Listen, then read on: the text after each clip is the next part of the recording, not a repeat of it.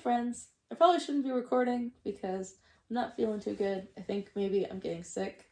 So if I wince at all, it's not the song, it's my throat hurts. But I just got home from work. That's why I'm wearing my stylish work shirt still. And I just had like a shitty day. So I just kind of wanted to engage with something that's not yelling at me. And like I could watch something, I could watch TV, but I would just kind of zone out and probably still be annoyed. So I figured if I'm doing this, if I'm doing one of these, then I really have to engage with something. I really have to focus and think about something else. And I don't know, I just wanted to think about something beautiful. Because originally my next song, and I will be doing that one sometime this week probably, was Living Room Poetry, which I'm sure is also great. But the one after that was going to be Chalk Outlines, and I've just heard how wonderful it is. And you know, whether it's happy or sad or whatever, I've heard mostly that it's beautiful. So I'm in for that. With Chinchilla, I've seen the two busking videos she did with Ren. And I have 2 of her songs on my wheel. No, I can't remember what they're called. And I know my friend likes her, but that is what I know. I know her voice is insane. That is what I know. I have a fox. It's squishy, so it's what I'm holding today. This will date this video, because I think this one's probably, it'll come out sometime this week. Not sure when it's going to be put up, because I think Ryan has a new song on Wednesday, maybe? I think that's still happening. And for once, I actually won't work during that, so I can actually watch it. And hey, my first time I can watch a new song and do a react to it. That's so fun! Ooh, that'll be cool. See, I'm glad I'm doing these. But it was just said today, Ryan made the announcement that he, unfortunately, still tested positive for the co-infection, with the Lyme disease, which is, or it starts with a B. I forget. I saw it this morning and then I've forgotten already. Brain. And that he's got to go back to Canada, which is heartbreaking seeing. I mean, it's heartbreaking for a lot of reasons, but also just seeing that he's, you know, gotten to be home for a little bit. And we've seen on Instagram, if you follow him there, him like setting up his little place that he lives, his little flat, and building his, you know, his like a little entertainment system and things like that. It's heartbreaking knowing he has to go back there. And I just wanted to say, like, you're allowed to have feelings about it. I don't know. I saw some comments, and I probably just shouldn't read comments. These weren't my comments, obviously. They were on, I can't remember what even they were. Was it Instagram? Some platform. That people were, like, kind of going after people who are really emotional about it as being parasocial, which, like, I understand when you're in a fandom. We'll call it a fandom. It's more for geeky stuff. We'll call it a fandom. There is that worry of crossing the line into parasocial. But I think that I don't think that's this at all. You can have empathy for another human being without it being parasocial, without it being creepy. Because frankly, like if you know, a friend told me about their friend that I never met, didn't know anything about, didn't know what their singing levels were, and told me this whole history of this person, and I, you know, heard what all they'd been through, and then heard that this happened to them, I'd feel so sorry for them, and I'd feel a lot of emotions about it, just because it is a crazy, incredible story, and it's just, I don't know, I just kind of wanted to say that, because it's like, hey, you guys are, you know, yeah, it's not about us, it's whatever, but we're all allowed to feel some things about it, whether it's, you know, you just worry about him, and, you know, you want him to be okay, you're worried about him being alone, whatever, even if your feelings are like, oh man, no, he's not going to tour, like, you're also allowed to have those kind of feelings, you're allowed to feel anything you want about this. I know you don't need me telling you that, but, it's the assistant preschool teacher in me where I'm like, hey kids, you're allowed to feel your feelings. Feelings are okay. I can't help it. So yeah, I am very grateful that he's going to be bringing Kai with him to, it's so weird, one of my best friends is named Kai, so it's very weird, bringing Kai with him to record some stuff, because I know that's gonna be of course extremely hard, and you know, some of it's probably not gonna be very pretty to watch, but as somebody with a family with chronic illness that has been through times of, oh, maybe we're going to find some answers. Ooh, it's going to get better. No, it's continuing. It's continuing. It's because my, sister went to, and we've been privileged enough to be able to get some really great help for my sister, and my mom, and still it continues. So I've been through, not to the degree of Ren's story, but have been through, some ups and downs, not to myself, but seeing my loved ones go through it, and it's fucking frustrating as hell. And so I think it's just really wonderful that he's using his platform to kind of showcase because, a lot of that stuff, it's the invisible illnesses. My sister being young and still, like, there were times if she had a handicap placard, which she doesn't anymore, I think she should. If she used it, people would, like, glare at her because she's young. But it's like, you have no idea what these people are going through. These people suffer a lot in silence. So the fact that he could, shed a light on that and is using his now, quickly growing fan base and attention to do that, I think is wonderful and shows how, shows what kind of person he is. I'll say this in a comment somewhere, I can't remember where, about talking about just kind of his values and stuff. And it's like, with what he's been through, he could so easily become jaded and angry. I don't know if I wouldn't. I don't know if I have the strength not to fall into just being furious at the world if I was going through that. The fact that, he always does his best to choose kindness and choose understanding is, like I said, speaks a lot to who he is as a guy. Well, I've been talking for 7 minutes, but I don't know, I just kind of wanted to say something about that. I was having a feeling about it. I hate this shirt. This yellow ass shirt. Don't work retail, kids. It sucks. It's not great. It's soul sucking, and it's every day because I need gas and to eat and to pay bills. Okay, sorry. I was just looking at the I hate this stupid shirt. Ow, sorry. I said if I wince, it's my throat. It's not what I'm watching. So all of that having been said, we're gonna watch Chalk Outlines, which frankly, based on the title, I'm worried is gonna be a bit of a bummer. But we will see. Regardless, we're gonna have some feelings. And hey, that's what we're all here to do, right? My John Waters, Mr. Rogers in the background. We can all talk about our feelings. Alright. Let's do this. Sorry for the cut. My sister just called for me. I had to answer a question really quick. Anyway, back. I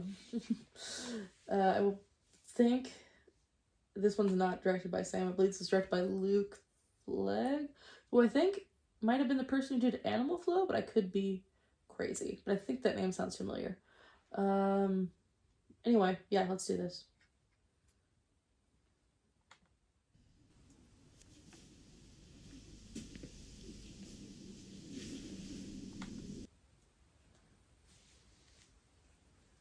I have no idea what those say.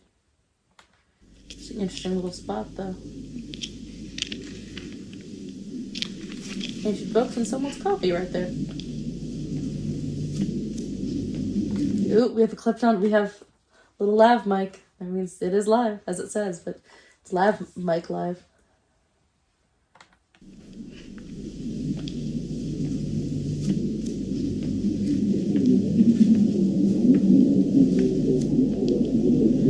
The locations they find are always so interesting.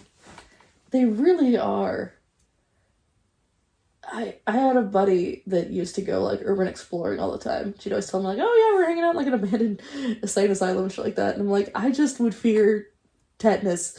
Forever tetanus. But I appreciate Ren's non-fear of tetanus because they just find it really shows these strange little corners of the world that are very oddly beautiful. Because it's like it's simple, but I don't know, it just looks great on camera. Ow. Ooh.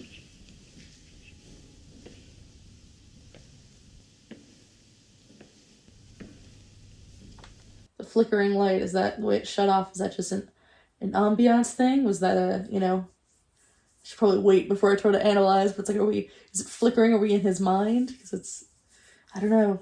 I should wait, but interesting thing.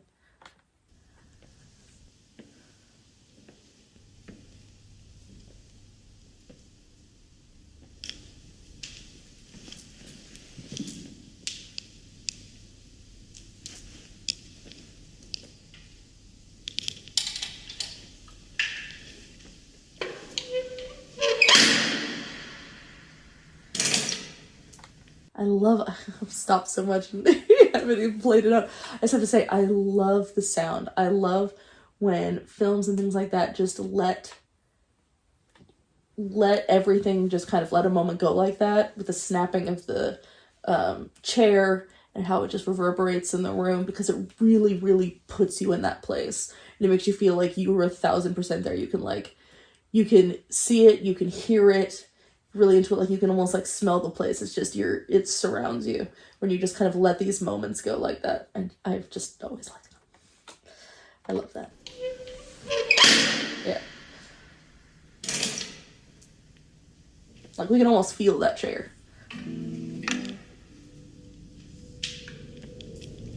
And the guitar that also happens to be there, and whatever's in the background.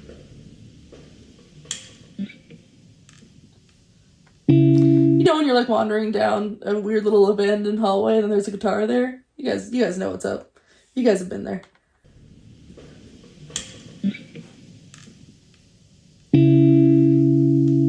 Ooh. Fuck, God damn it, I hate that I stopped so much. I can't help it.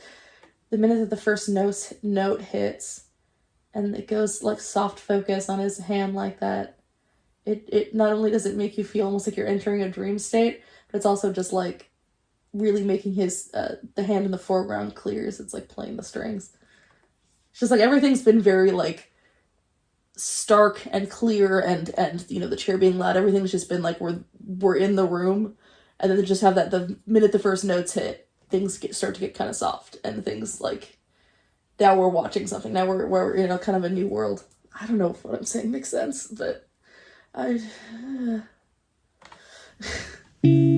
don't know if I'm wording myself well. See, everything feels hazy. It's like a dream. I'm still here in this bed that I crawled in. I hope that I'm someone else in the morning. So take this one. As I'm grinning. Okay, I love that line. I'm still here in this bed that I crawled in.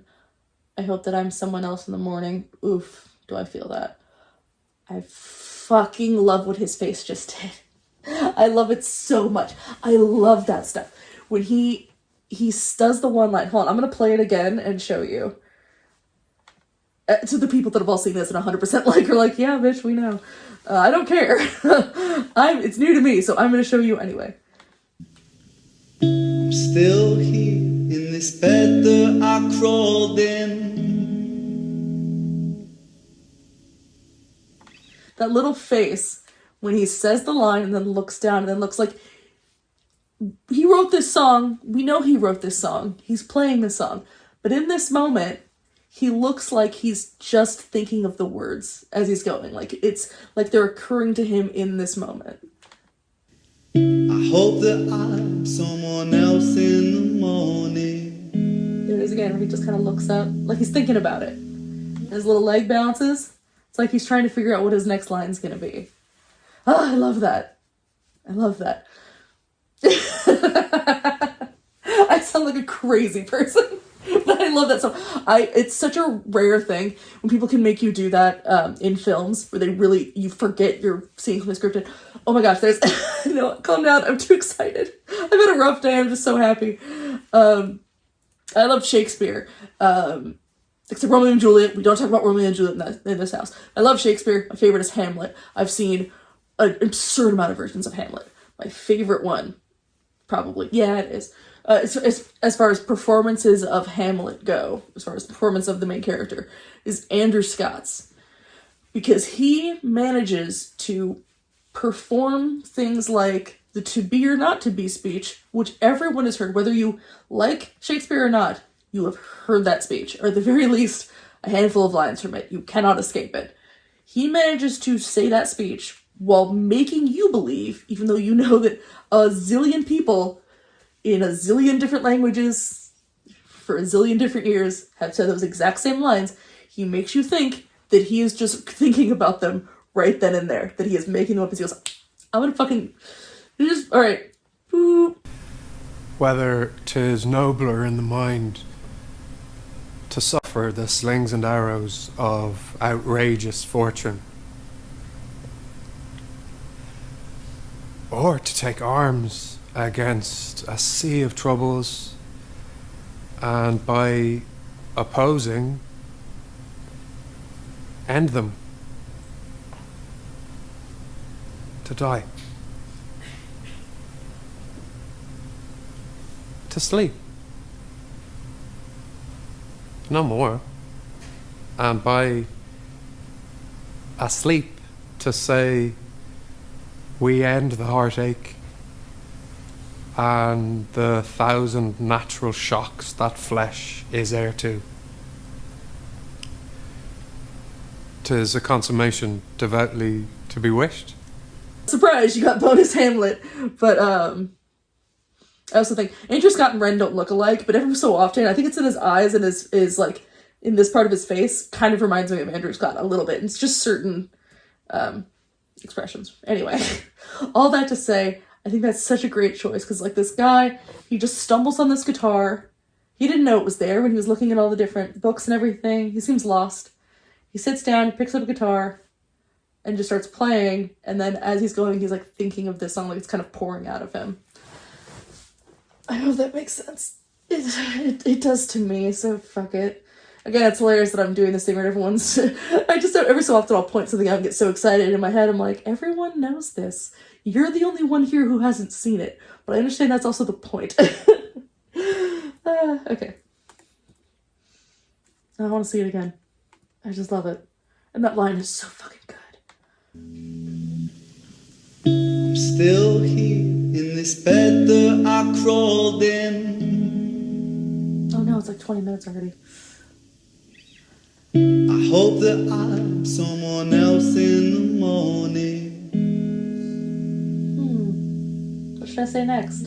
So take this one, wash it down and you'll be fine. Then walk around in the floating chalk outline. So it goes, let it be. In the gallows, balanced on my toes so I can breathe. But little by little, bit by God, bit, he sounds so good. I push it back down with a new habit. If not for long, just for a while, I'll bury myself with a great big smile. Oh my, we trace ourselves in these chalk outlines. Oh my, erase ourselves in these chalk outlines. I kind of kept wanting to pause it, but I also couldn't bring myself to pause that because it was beautiful. Again, those flickering lights of like, you know, I wonder if the flickering lights like that are meant to be the faltering of the smile. Are meant to be like, you know, you push it down, you, all those different things, but obviously it comes back. So I wonder if those flickerings are like kind of cracks in the walls of his resolve, or basically, you know, how he's dealing with stuff. It's interesting because from my perspective in this, I'm kind of going to come at this in almost an opposite perspective of the song, I think, maybe it seems like so far. First of all, the whole idea of chalk out, like walk around in a floating chalk outline is such an evocative line. It just like brings, I see so many mental images from that. But he's not, you know, talking about a pill, you know, take this pill, or take this one, wash it down, you'll be fine, I'm assuming is a pill. And then you float around as a chalk outline. And I and he's been through a lot when it comes to medications and things like that. And I have to kind of come at this from the opposite end. While I've explained, especially in diazepam, the history I've had with some bad psych meds, and, you know, that is hard. But I will also give credit to when you find the right ones. And I've had that, the floating chalk outline to me feels like when you're disassociating, or like derealization, which I've experienced. Disassociation I've experienced a lot since I was a kid, which is funny because I didn't know what it was. I thought as a little kid sometimes when I was by myself I could slow down time, and then I look at it as an adult and I'm like, oh, you were disassociating. That's what that means. Where like everything would feel really far away, and it's like time slowed down, and everything was like, ooh, and I'm like, that's disassociating, little baby Jess. Oh no, you were like this for a while, huh? Uh-oh, someone should have noticed. Oops. Derealization I've only experienced in very few times for, thankfully, very short amount of times, where you truly just stop feeling like a human being. And it's almost like part of your consciousness kind of shuts off. It's very frightening, but it's almost like it's frightening, but you almost can't be frightened. It's hard to explain. At least in my experience, dissociation makes everything feel foggy and far away. You feel like a floating chalk outline. Derealization or depersonalization, in my experience, felt more like you're in the sunken place from Get Out. Like you're kind of aware of things, but you can't do anything about them. It's like you somehow feel everything and nothing at the same time. But anyway, so my meds, those pills, kind of filled in the outline. And so I've the whole push it back down with a new habit. I've done that, but it was when I didn't have my meds, where I'd be like, I don't need that. I'm meditating. I don't need that. I can do this. And it was kind of almost like, it sometimes will become almost a game. The whole thing of, the, I don't know what the lines are, the great big smile thing. Bury myself in a great big smile. That is. Okay. So yeah, I'm with it enough to remember the lyrics I just heard. That's nice. Some nights I can't do it, but tonight I can, because those lyrics are just gorgeous. My throat. That stings. Fuck. Sorry. I was all excited for remembering and then fully just spaced out. Coming back around. The whole thing with, Great Big Smile, it almost used to be a game sometimes for me of like, waking up days where I didn't feel good and I felt really bad inside, and it's like, how many people can I trick into thinking that I'm all good? Not even just like fine, but like good. How can I play this so no one will see through this? To the point where, how can I play this so I don't see through it? So I think it's fine. So yeah, I think those are interesting. So they're talking about it with medication. I'm kind of talking about it without medication, which just sort of shows that with mental health stuff, it's all discombobulated. Because I will very much definitely share the horror stories I've had when it comes to psych meds, but I will also, if someone comes to me, and it's happened several times, someone comes to me and asks for advice, I'm like, hey, do you recommend on medication? And I'm like, if you talk to a doctor and that seems like the best course of action, yes, you should. Because for me anyway, it really changes a lot. I need it. And that sucks that I need it, but there's a line, it's a thing that I heard originally on a true crime podcast called Last Podcast on the Left. Shout out if anyone's a fan. But one of the people on there, Marcus Parks, he is like their researcher. He's like kind of the host of the show for the most part. It's a funny murder show, but he's usually telling the story and everyone else kind of reacting to it. But he talks quite a bit about mental health sometimes because he has bipolar. And his whole mantra, and it's one that I've taken on myself, is that mental illness is not your fault. You did nothing to cause that to happen. Mental illness is not your fault, but it is your responsibility. And I think that's so true. You can't control the chemicals you were born with and the things that happen. It just is what it is. It's too bad, because when he figured he was starting to figure out something was wrong with him, his dad basically came to him and was like, hey, we gotta talk. You got it. I didn't get it. Your grandma or somebody had it. I can't remember who it was.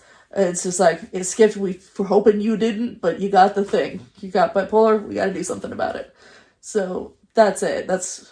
I don't know. That's just kind of a thing I always go by of just it's not my fault that I have anxiety. It's not my fault that I have ADHD. It's not my fault I have depression. It's not even my fault I have insomnia, because I've had it since I was a baby. But it is my responsibility to try to deal with those things as best I can, to be a human being in the world. Ah, my throat. Anyway, that's just kind of, I just wanted to share my thoughts on that as someone who is very much connecting with the song, but I think on like a different side than its written intention is. So I don't know if I'm a good reactor. I guess I offer a different perspective, I suppose, so fuck it. He also just sounds amazing, can we say? The acoustics in this place are absurd. Do you think they would be? Because it's like small. You feel like, when you think of like good acoustics, you're thinking of like a big area. But I think the way the sound can kind of bounce off the narrow hallway just, oh, it sounds so good. Fuck. And him with the outfit that almost kind of looks like he's a patient somewhere. Either it's a patient thing or it's white sort of innocence. I don't quite know what they're going for. It almost looks like Scrubs, or like a hospital, like a psych hospital outfit, but it also could just be like all white and pure. I don't know. Place ourselves these chalk outlines. Sertraline and the sip of serotonin. Oh, nails. Jesus. Don't cry, 'cause there's a pill for everything.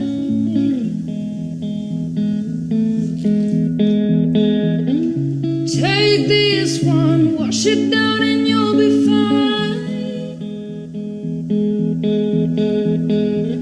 The feeling goes and you draw a chalk outline. First of all, I really, really want her to scratch my scalp. I bet that would feel fucking amazing. Oh, it feels so good. Oh, give me scritches. Oh, it feels so good. Fuck. Anyway, also, voice amazing, obviously. She kind of reminds me of Ren in the way that her hands were moving.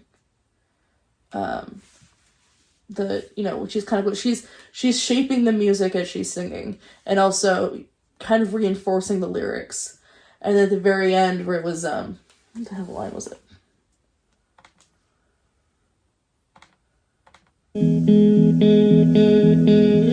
The feeling goes and you draw a chalk outline. He kind of lets her body go limp and knocks her computer cord. She lets her body go limp with the feeling, was it gone? In the floating chalk outline. Like, she's just taking a pill and she's like kind of deflating the sip of serotonin thing. They both just look a little bit lost. She's also wearing a white, again, I don't know if it's with the surrounding things. It almost feels like these two mental hospital patients found each other in like a basement, and are both very talented. So, but yeah, I just love the way that she kind of collapsed a little bit as she was singing it. It just looks so beautiful, but also very sad. The feeling goes and you draw a chalk outline. So it goes, let it be. In the gallows, I'm balanced on my toes so I can breathe. It's so interesting. They're almost on like separate ends of a spectrum right now. Because Ren almost looks kind of dazed. I don't know how intentional this is, but you know me with Ren videos. Fuck it. He looks almost kind of dazed and sort of in this haze, this like, we'll assume medication-induced haze, where she looks not in pain, but like sad. She looks just very sad. Lost in a different way. Not lost in a haze, but just lost. Which is interesting. It's like they're kind of on the same wavelength, but different ends of the wave. Ugh. Fuck. I'm really glad I did this today. It's giving me a lot of emotions. Look at her face. But little by little, bit by bit, I push it back down with a new habit. If not for long, just for a while, I bury myself with a great big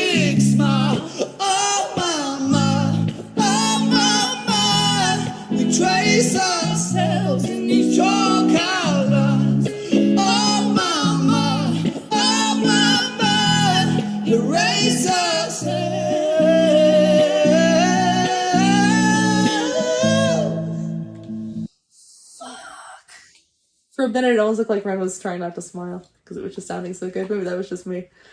I love that moment so much. Of course, they sound amazing, but can I find it? I won't play the whole thing again, but I just want to find this moment. They're both in these kind of separate experiences, like I was just talking about. She's kind of like curled in almost and just like deflated, and he's kind of a little bit lost and a little sort of hazy, and then like in that moment they both are kind of in their own separate worlds, and then it's like they just notice each other and lock onto the same place. I don't think I've ever seen a duet where the two people are just like singing at each other's faces. But it's very intimate and really amazing. You just like, obviously the chemistry is clearly insane, but it really does feel like it stops being a music video and you're genuinely watching a scene from a film. It really, really does feel like that, because it's just these two lost people connecting in this moment. And it's really amazing. Yeah, fuck, I want to hear it. Also, my god, like, her voice is fucking nuts. And her singing with Ren's even, like, as much as he's always great, he's kind of stepped up his game here, too. I bury myself with a great big smile. Oh mama, we trace ourselves in each other. I also want her outfit to look so comfy. Fuck, that looks like a comfy outfit right now. What if they have grippy socks? Oh. We trace ourselves in each other. Oh mama, erase ourselves.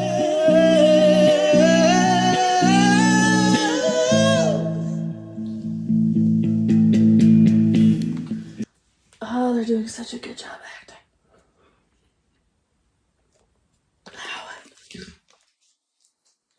Ow, fuck, sorry. Just, these two really bring out a lot in each other, don't they? When they were done, she kind of stumbles backwards, like, again, like, almost like doing this is taking a lot out of them. Like, they're medicated and just doing this doesn't hurt, but it's draining. She kind of stumbles backwards, and he just starts looking down again, almost kind of going back into the haze for a minute.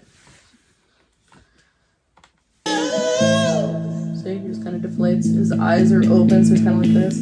It's such a perfect day. Take it just in case. Take it just in case.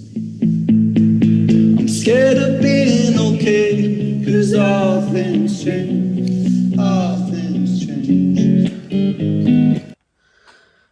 Oofa doofa. Again, I love his face. Like, we've seen his face do so many different things. And in this, he's just so, like, soft-looking. Just kind of having your eyes like that, just sort of staring almost into, like, the middle distance as he's playing gives this, again, this sort of... They do feel like they are chalk outlines here. The such a perfect day. Take it just in case. Oof. Yeah, definitely. I've had those. It's hard. It's a struggle that I think a lot of people with meds take. And again, like I said, I'm coming from it from a different point of view than the song. But there are going to be times where everything's great, where things are good and you're feeling great. And you feel like, just like everything's good. I think I'm better. I don't need to take the medication. But the problem is, all things change. And, you know, you can't, sadly, can't always rely on just you to be able to handle it. But also, scared of being okay because all things change is very real as well. I know that I've found recently, in like the last year or two, going on anxiety meds that are really working. And depression meds that have helped. Depression is kind of a newer thing for me. Anxiety has been there since I was in preschool. But having meds that work, I had to go to my therapist and speak very honestly of just like, hey, my anxiety is better. And they're like, that's great. And I went, I don't know what to do now. I couldn't comprehend a brain with, I won't say no anxiety, but severely less anxiety. I didn't know how to function without the constant stream of anxiety. I didn't know what to do. And it's still an ongoing process of just like, hey, I don't know how to keep myself motivated. I don't know how to react to things if I don't constantly have a stream of stuff going on in my ear. Not only that, but it just like, it made, hilariously, helping my anxiety made my ADHD worse because I didn't have that constant adrenaline keeping me focused on stuff. And so now it was just like, everything felt a little better. So my ADHD was like, well, what's that? And kind of floated around a lot more.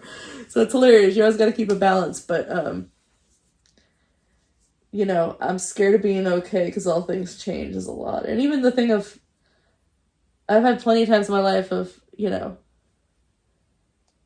when you, and I wonder if this is, if Ren feels this too, and honestly might be going through this right now with everything happening. If the pain stops, if you're okay for a bit, there's the fear that it's gonna come back, and sometimes it does, and it's rough. I could go into more about that personal stuff, but we were almost at 40 minutes. I want to spare you guys, so maybe in another video. But yeah, the idea of the pain stops, and there's that fear of once you're okay, then you know what okay feels like, and then it can be taken away from you, and that's frightening. All things change, all things change. It's such a perfect day, it's a beautiful shame, it's a beautiful shame. Your voice is so haunting. Scared of being okay, cause all things change. But little by little, bit by bit, I'll push it back down with a new habit. If not for long, just for a while, I'll bury myself with a great big smile. Oh my, oh my, we trace ourselves in this chalk. I loved his voice cracking there. I'm such a sucker for a voice crack, and I don't know why. It just like, it makes everything feel so much more real and less polished. That's why I like live recordings like this. I just kind of loved that little crack. It just made it sound very human. And them staring at each other's eyes, it's like before they just noticed each other and they were able to sync up, and this time it's like they're almost, there's a look, especially in her eyes, of just almost desperation of like wanting to connect to something, or even just finding someone else that understands. It's like an anchor to hold on to. After being lost in the chalk outlines, they can kind of hold on to each other a bit. Their chemistry is fucking crazy balls. Wowzers. Like, it was good when they were busking, of course, but they were clearly like enjoying each other's company. But this is, I don't know what to do with it. I love doing these so I get more Ren songs to listen to. I'm scared of being okay, cause all things change. But little by little, bit by bit, I'll push it back down with a new habit. If not for long, just for a while, I'll bury myself with a great big smile. Oh my, oh my. I know I paused this part before, but I'm just noticing something. It's like, remember at the beginning of her part, it was all deflated, and it was just like, it was almost like moving was exhausting. Doing all this stuff was hard, and now she's up, and she's like seeing louder, and she's more, she's just sort of either coming more out of the haze or just like gaining strength, and it's really beautiful. She like rises to her feet. Trace ourselves in these chalk outlines. Oh my, oh my. Erase ourselves in these chalk outlines.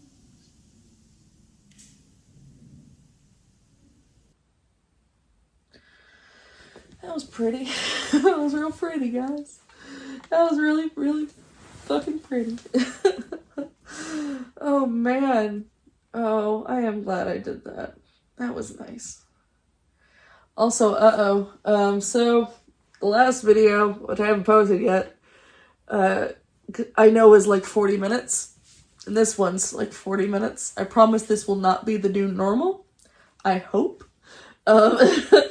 Fingers crossed, not the new normal, but whatever, man. I had stuff to say. And as for the one, I don't know if this is going to go up first or the Ren and Liv one is going to go up first. The Ren and Liv reaction that I recorded last night to I'm in Love.